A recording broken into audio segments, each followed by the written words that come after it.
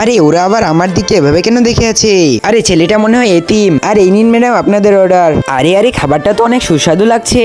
আরে আমি এতিম ছেলেটার সামনে খাচ্ছি, তাও কি ডাকলাম না? আরে বাবু এদিকে এসো, আমাদের সাথে বসো। আরে বন্ধুরা আজকে তো আমার লটারি লেগে গেল। আরে দাদি তুমি তো ওকে চিনো না, তাও ডাকছো কেন? আরে তুই বুঝবি না, ছেলেটা এতিম। আরে খাবারটা কি সুস্বাদু, আমি তো এমন খাবার জীবনেও খাইনি। আরে আমরা 10 বছর পরে রেস্টুরেন্টে এলাম, তাও দাদির সমাজ সেবার অভ্যাসটা গেল না। আরে কোনো এতিম ছেলেকে খাওয়াতে তো আমাকে অনেক ভালো লাগে। এই নিন ম্যাডাম আপনাদের দ্বিতীয় অর্ডার। আরে কি হলো এটা? আরে ও এতিম ছেলে খাক। আরে আজকে তো আমার লটারি আর লটারি লাগছে। আরে আমার লটারির খাবারগুলো তো সবগুলাই শেষ। আচ্ছা তাহলে আন্টি এবার আমি আসি। দেখেছো দাদি, তোমার এতিম ছেলে সব খাবারগুলোই খেয়ে ফেললো। চলো এবার বিল পেমেন্ট করে বাড়ি চলে যাই। এই নিন দাদা। আরে এটা তো সেই এতিম ছেলেটা। আরে বন্ধুরা আমার বাবা এত অলস হয়ে গেছে যে আমাকে এই হোটেল সামলাতে পাঠিয়ে দিয়েছে। আরে আন্টি আপনারা দিন, ধন্যবাদ। না না অনেক সুন্দর, দেখো তোমার এতিম ছেলে আজকে এই হোটেলের মালিক। আরে এই সময় তো দেখছি ভালো মানুষের খাওয়া নাই।